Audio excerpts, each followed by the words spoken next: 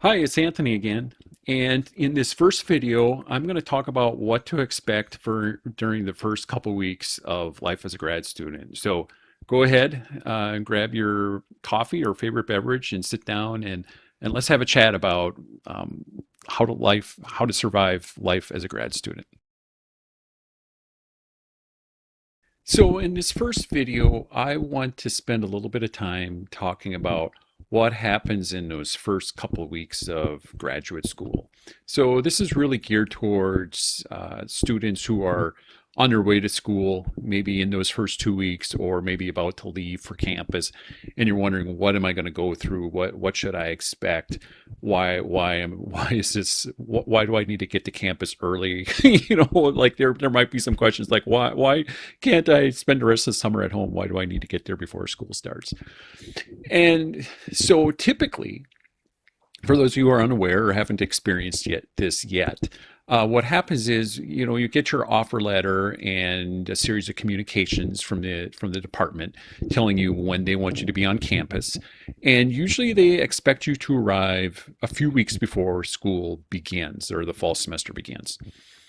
And the reason for this is there's a lot of paperwork for you to do, and potentially some placement tests. You have to schedule classes, you have to have meetings, and there might be some other activities as well that they have planned for you. Sometimes they might have a social event or two so you meet other students as well.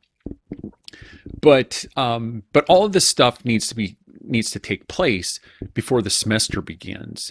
And so, for example, if the semester starts August 15th, you're probably expected to be on campus around August 1st or something like that. So 2 to 3 weeks before the semester begins.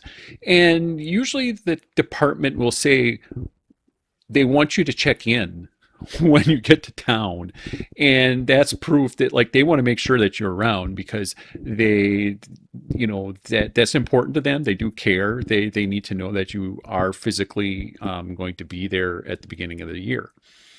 And so what happens though is that they don't just want you in town; they want you on campus, and they have some activities planned. And the big one is placement testing.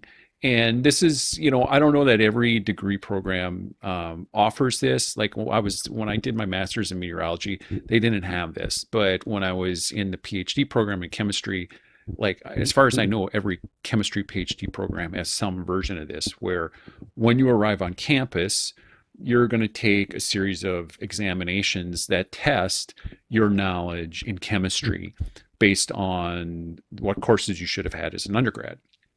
And they make this publicly known, and it's not like you need to spend the entire summer studying, but like in my case, I wanted to be at least somewhat familiar with the some of the chemistry classes I hadn't taken for a few years.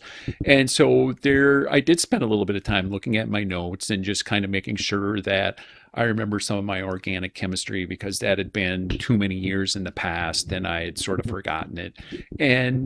But I mean, most students, they probably don't even look at their notes. So it's kind of up to you if you want to study for them or not. And at least in chemistry, basically what they told us is that if you get a 50% on this standardized exam, then you've passed that exam, and we know that you know enough about that topic. And if you don't get 50% on that exam, then you have the option to retake the exam at the end of the fall semester, or you have to make up for that deficiency, in which case you have to take a class in that topic. Well, I'm an analytical chemist. I don't want to take organic chemistry. So you better believe that I spent some time over the summer studying for the organic exam, because I did not want to take a class in organic chemistry. And but I know a lot of students who, they just didn't study and they showed up and they did fine. And so, like, on the one hand, you shouldn't really panic about the placement exams, but as I said, like, if you haven't taken a class, if you struggled in that class, it certainly doesn't hurt to spend a little bit of time looking at your notes, making sure you're prepared and that you're ready for the series of placement exams. And I'm sure if you're something like math or physics or engineering, it's probably a little bit different than what it is, the experience for chemistry students. Now, in chemistry, they did these placement exams in order to figure out what classes you need to take, what knowledge you have, what knowledge you're maybe lacking in. And so once you've taken the placement exams, there's the process of helping you register for classes. Now, I have heard stories from other students who they register for their classes before they even arrive on campus. But the different graduate programs I've been involved with, you didn't register till you showed up. So there might be different experiences for different people out there. Um, as far as how you do on these exams may also help determine what a teaching assignment you need and just what it helps the department to assess you basically and to know how ready you are for grad school. But if you do poorly on the exams, they're not going to kick you out. They're going to give you an opportunity to make up for these deficiencies and to make sure that you are well rounded by the time you finish up the coursework portion of your degree program. And so once you've taken the placement tests, and there's usually like one of those a day, so it might take a week to get through those. They spend some time registering you for classes.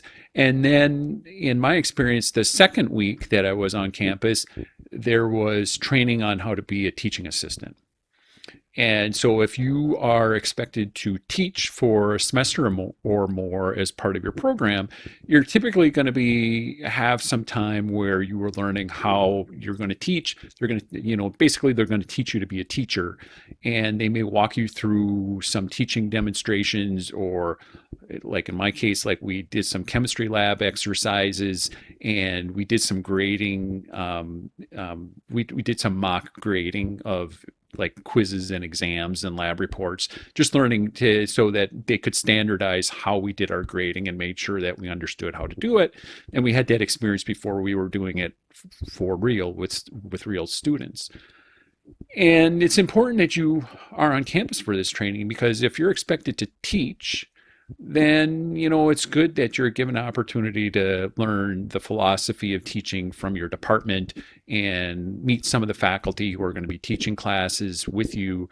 And during this time, they'll make decisions as far as who you're going to be paired with or what class you're going to team up with in order to teach.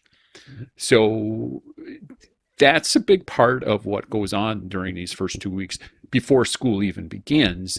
It's getting you ready for school. And there'll be a lot of time in your schedule where you have time to go get coffee, maybe go out, have lunch, maybe meet up with friends or run some errands around time. And so it's valuable to take advantage of this time and to find your way around the department, the campus, the town. Make sure that you have your affairs in order before school starts, because once school starts, your schedule will start to get busier over time, and it'll be more challenging for you to maybe run some errands or do things during the day. So it's good that you explore the environment around you and get comfortable with your new new surroundings during these first couple weeks. Also want to say, like, sometimes there might be some additional training you're asked to attend, whether this is university wide or college wide. But like sometimes there might be some specialized safety training or human resource training, or maybe there's some paperwork that needs to be filed in order to get you on the payroll. There's usually like a variety of weird things that pop up and that you're required to take care of before the first day of school. So don't be surprised if the departmental secretary says, hey, we got this, you got to come by, we got to get this signed, we need to be here today. So you want to make sure that you're in town and that you're available and that you are around campus so you can take care of things if they pop up. But for the most part, the first 2 weeks before school starts shouldn't be too stressful. They should really be a time where you're just sort of acclimating to your new surroundings, meeting people, taking care of a little bit of paperwork and business that you need to do, and just kind of getting ready for the rigors of grad school. So I hope this alleviates some of the maybe stress that people feel when thinking about moving to campus and getting settled in. And really, these first 2 weeks are designed to help you get settled in before the real work begins. And so, thank you for tuning in today. I'll see you again real soon.